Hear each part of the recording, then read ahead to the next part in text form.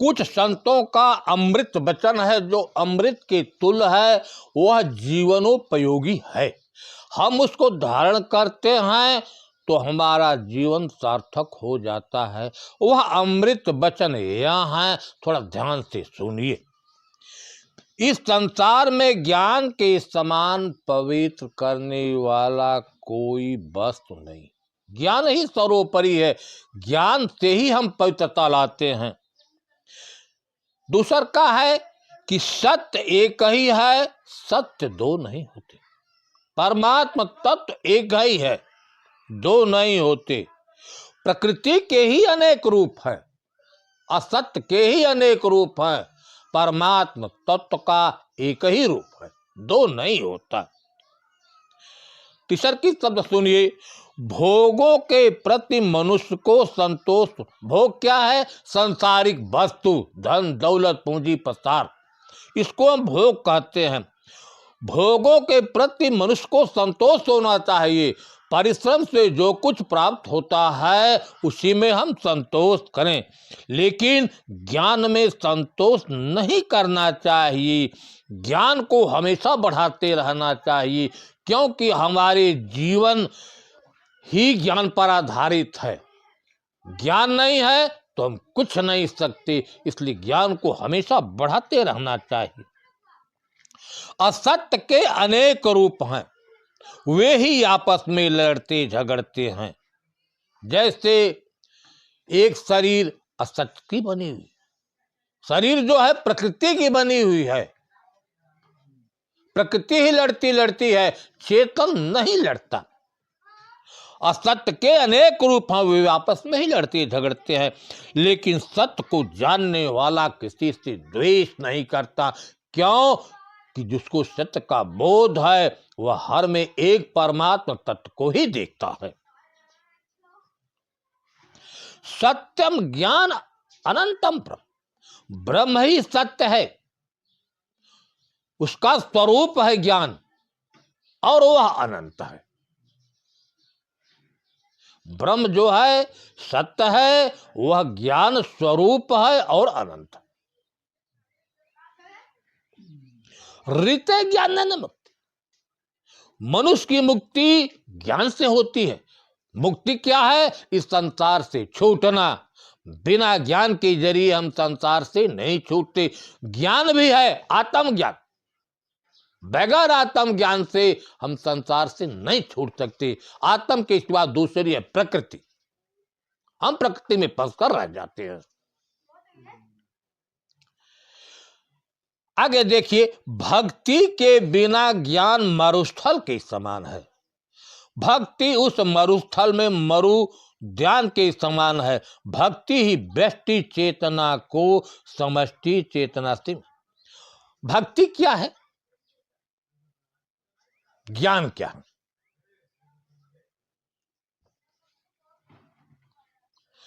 ज्ञान है परमात्मा तत्व को जानना। ज्ञान के जरिए ही हम परमात्मा तत्व को जानते हैं, लेकिन परमात्मा तत्व को किसी संत के द्वारा, शास्त्र के द्वारा, गुरु के द्वारा जान गए, लेकिन उसमें स्थिति नहीं बनी मन बुद्धि की।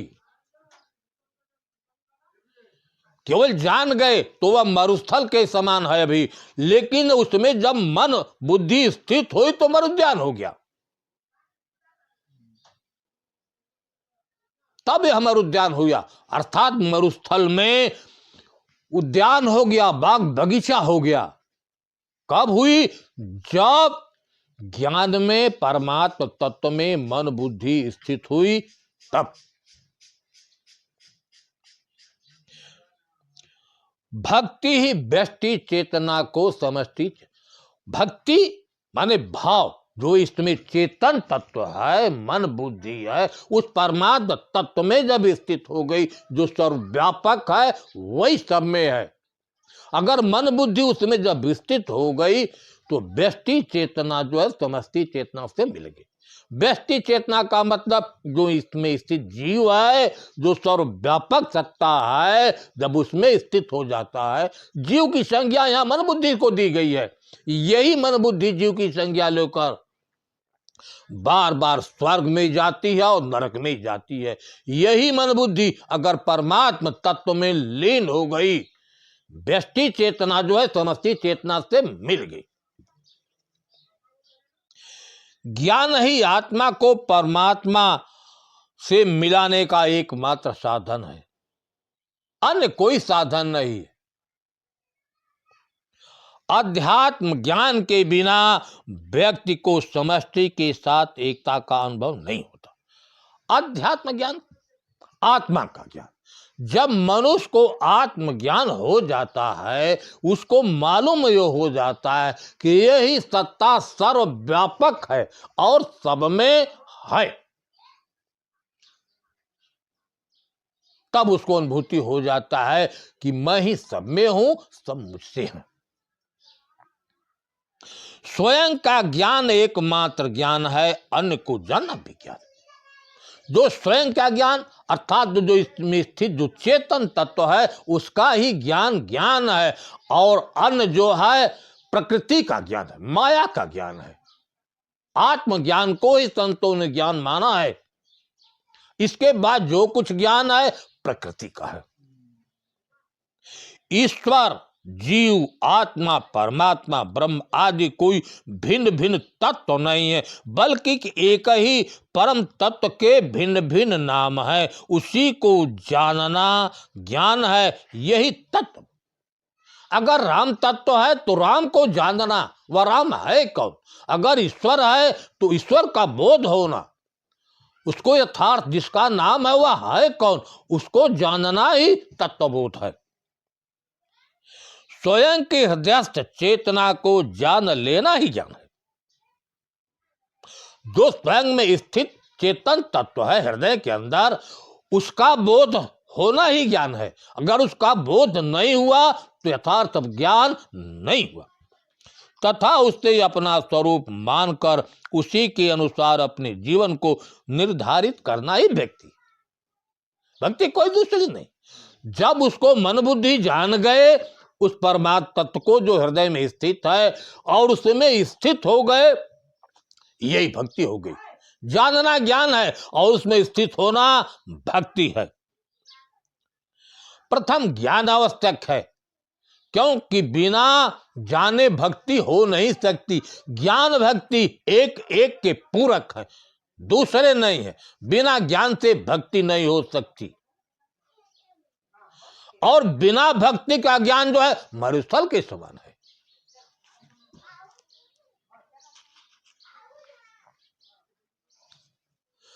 अंधकार शाश्वत है, अंधकार तो हमेशा रहता है। अंधकार को भगाने के लिए प्रकाश लाना पड़ता है। उसी प्रकार अज्ञान शाश्वत है, अज्ञान तो हर वक्त है। अज्ञान को भगाने के लिए ज्ञान लाना पड़ता है। शरीर का प्रारब्ध तो सबको भुगतना है। जो हमने प्रारब्ध कर्म किया है, कर्मों का परिणाम है, चाहे हम उसको रोकर भुगते चाहे हंसकर भुगते, भुगतना तो सबको है। लेकिन ज्ञानी स्थिति जानकर बड़े आराम से सहर्ष अपने कर्मों का परिणाम भोग लेता है। यदि प्रारब्ध में भोग ही लिखे हैं, क्योंकि संचित जो प्रारब्ध है हमारे भोग लिखा है, तो चाहे जंगल में रहें चाहे घर में रहें, वह मिलबे करेगा। उसको त्याग करना एक अहंकार है। ब्रह्म ज्ञानी भोगों को भोगते हुए उसमें आसक्त नहीं होता। जो ब्रह्म ज्ञानी है, भोग का मतलब इस सांसारिक वस्तुओं के साथ रहते हुए भी उसमें आसक्त नहीं होता। जैसे जनक थे, राजा थे, सब कुछ था, महल था, दास दासियां औरत थी, लेकिन इतना होते हुए भी उनमें आसक्ति नहीं थी। वे अपना उसको मानते ही नहीं थे, और जो ही माने कि हमारा है उसमें आसक्ति हो जाएगी। तो सांसारिक वस्तुओं में रहते हुए भी उनमें आसक्ति न हो।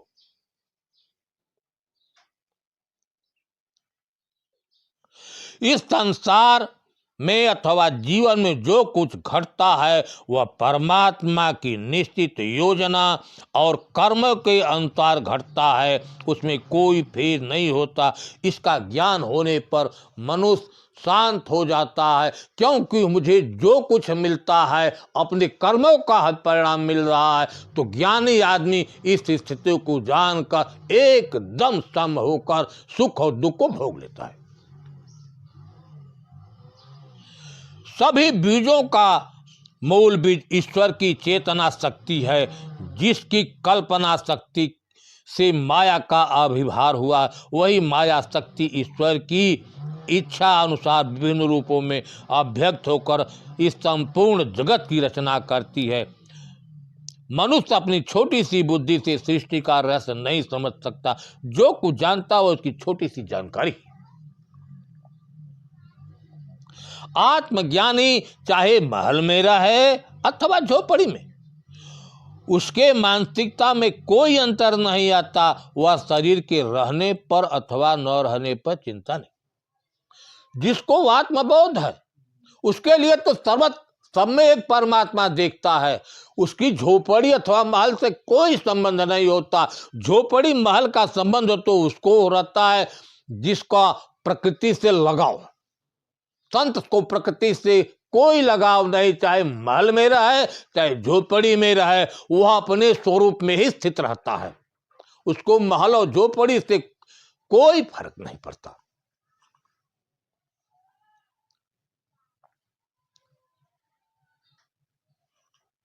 ज्ञानी को न भोग में रुचि है और न त्याग में। वह यथा स्थित जीता है, आकर्षण और त्याग के अहंकार से। आकर्षण का मतलब ना उसको पकड़ता है ना छोड़। अगर हम पकड़ते हैं तब भी है और छोड़ते हैं। आकर्षण पकड़ते हैं तो आसक्ति है, छोड़ते हैं तो अहंकार, दोनों आ जाता है। लेकिन ज्ञानी ना छोड़ने में आसक्ति है ना ज्यों का त्यों, आया तो आया गया तो गया, यथा स्थित शांत रहता है। वस्तुएं छोड़ना कोई त्याग नहीं है, उसमें आसक्ति का त्याग है। उसमें आसक्ति का त्याग ही त्याग। कोई वस्तु हमने छोड़ दिया, ले जाओ घर हमारा नहीं है, लेकिन आसक्ति घर में है। घर से केवल निकल गए, बाहर हो गए, लेकिन चले गए वन में, लेकिन वन में जाने के बाद हमारा मन उसी घर में आसक्त है, तो त्याग नहीं है। आसक्ति का त्याग होना, उसमें हमारी कोई आसक्ति नहीं है, यह त्याग है। धर्म प्रवचन की कोई वस्तु नहीं है, आचरण की वस्तु है। धर्म प्रवचन की वस्तु धर्म धारण करने का विषय है, व्यवहार का विषय है। धर्म प्रवचन की कोई वस्तु नहीं है। जिसका आचरण धर्मयुक्त है वही धर्म। जैसे धर्म है, क्या है? धारण करना। क्या धारण करना? जीवन में धर्म वही है जिससे जीवन का उत्थान हो। जैसे क्या धारण करना मुझे है? दया है, सत्य है, शील है, धैर्य है, विचार है, ज्ञान है, वैराग है, विवेक, यह धारण करने का विषय है। स्वरूप में स्थित होना यह धारण करने का विषय है। जब हम इसको धारण करेंगे हमारी स्थिति बनेगी, हम सत्य के रास्ते पर चलेंगे, तब धार्मिक बनेंगे।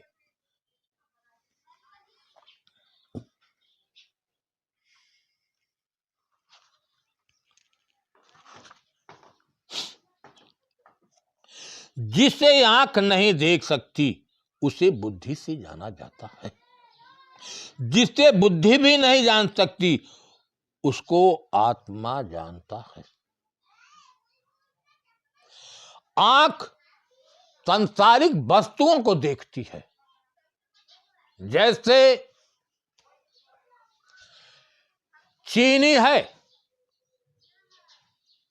चीनी है, आंख देख रही है, लेकिन उसी चीनी को हम जल में विलय कर देते हैं।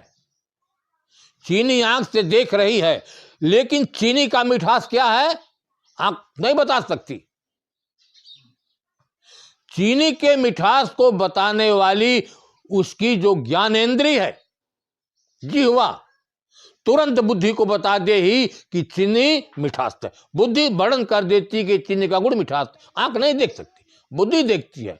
लेकिन वह चीज है जिसको बुद्धि नहीं देख पाती, आत्मा देख। जैसे अंतःकरण में जो कुछ क्रिया होती है बुद्धि नहीं देख पाती, लेकिन चेतन तत्व उसको देखता है, उसका साक्षी और दृष्टा है। सुविधा शरीर को होती है, सुख मन को होता है, धन से शरीर को सुख मिलता है, तृप्ति मन को होती है, आत्मा इन सबों से परे।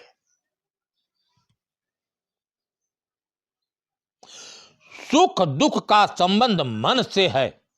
मन के पार जाने पर आत्मा को सुख दुख का भाव ही नहीं होता, क्योंकि सुख दुख मानंदी माना गया है। इसी जीव ने माना है कि यह सुख है और यह दुख है। जो माना है उसको अनुभूति होगी, और जो नहीं माना है उसको मानने वाला यही जीव है, यही मन बुद्धि माना है, तो इसी को अनुभूति होती है। आत्मा इससे तो परे।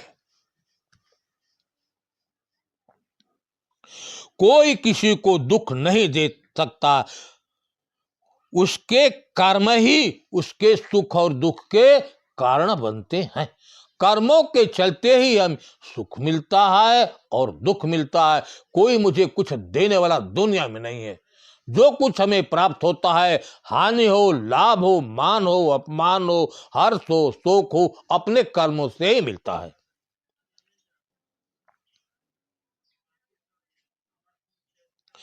जो सुख दुख हानि लाभ जय पराजय निंदा प्रसन्नता व अपमान में समभाव रहता है, वही ज्ञान। ज्ञानी सब में समान होता है। ये सब बातें जाते रहते हैं, इसमें कोई स्थिर रहने वाला नहीं है। ये सब मन के भाव हैं, आत्मा में इनका लेस मात्र भाव नहीं, आत्मा में इनका अभाव है। यह संसार स्वार्थ का है। जब तक स्वार्थ जीवित है तब तक सुख दुख होगा। स्वार्थ से ऊपर उठकर इससे मुक्ति पाई जा सकती है। मोह सारे व्याधियों का मूल है। मोह सकल व्याधिन कर मूला, तहिते पुण्य उपजय बहुसूला। मनुष्य अपने कर्मों का फल ही सुख दुख सुख में पाता है, भोगता है। शरीर संसार आदि प्रत्यक्ष है। शरीर आदि प्रत्यक्ष है तो आंखों से दिखाई देता है। स्वर्ग परोक्ष है, स्वर्ग बहुत दूर है, पीठ पीछे है। लेकिन आत्म स्वरूप अप्रत्यक्ष है। अपरोक्ष वह प्रत्यक्ष ही है, परोक्ष माने पीठ पीछे, वह शाश्वत है ही आत्म तत्व, जिसे जानने के लिए वह इंद्रियों की जरूरत नहीं पड़ती है। वह स्वयं प्रकाशक है। उसी की साक्षी दृष्टा चिदघन चैतन्य आदि नामों से जाना जाता है। उसी आत्मा को साक्षी है, साक्षी उसका गुण है, दृष्टा उसका गुण है, चैतन्यता उसका गुण है। उस चेतन की यह सब गुण है। वैराग्य भाव पूर्व जन्मों के फल स्वरूप मन में अपने आप पैदा होता है। घटना उसकी निमित्त बनती है। पुस्तकी ज्ञान से व्यक्ति विद्वान बन सकता है, लेकिन ज्ञानी नहीं हो सकता। पुस्तक पढ़कर नाना चीजों को वह याद कर ले, वह विद्वान बन गया। लेकिन ज्ञान के लिए उसकी अनुभूति जरूरी है। ज्ञान के लिए अनुभूति जरूरी है। जो सिद्धांतिक भी बात करते हैं वे सत्य का अनुभव नहीं करते हैं, केवल शास्त्रों को देखकर बात करते हैं, उनको उनकी अनुभूति नहीं होती।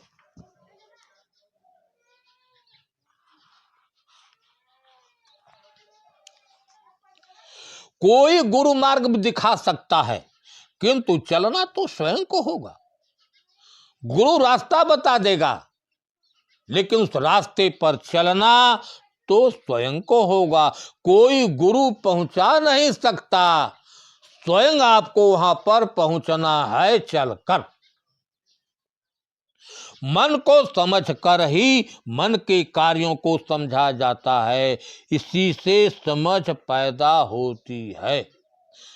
जब मन के कार्यों को देखेंगे कि मन क्या है, मन के कार्य क्या है, तब उससे हम हेर फेर कर सकते हैं। जीवात्मा और परमात्मा एक ही है। जब जीव भाव की अज्ञानता मिट जाती है तो परमात्मा ही शेष रह जाता है। भ्रांति बस दोनों अलग अलग भासते हैं। केवल अज्ञानता के चलते ही जीव की संज्ञा, अज्ञानता मिटी तब तो वह आपे आप हो गया। जीव की संज्ञा मिट गई, वह शिव हो गया, वह परमात्मा तत्व हो गया। सत्य ही शाश्वत है और शाश्वत ही सत्य है।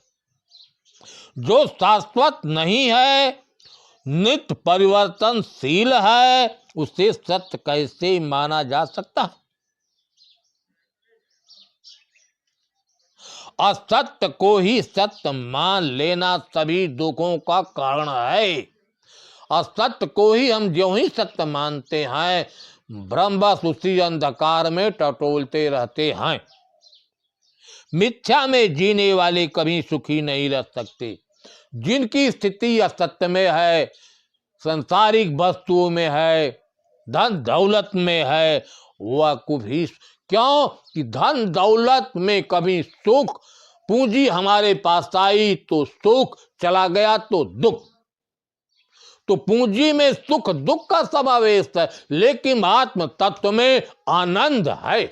आनंद में कभी सुख दुख का लेस मात्र नहीं। आनंद उसको कहते हैं जो शाश्वत है, नित्य है, जिसका कभी भी अभाव नहीं है। वह चीज हमें मिल गई, उसमें स्थित होना ही आनंद है, क्योंकि उससे कभी हमारा वियोग होता ही नहीं।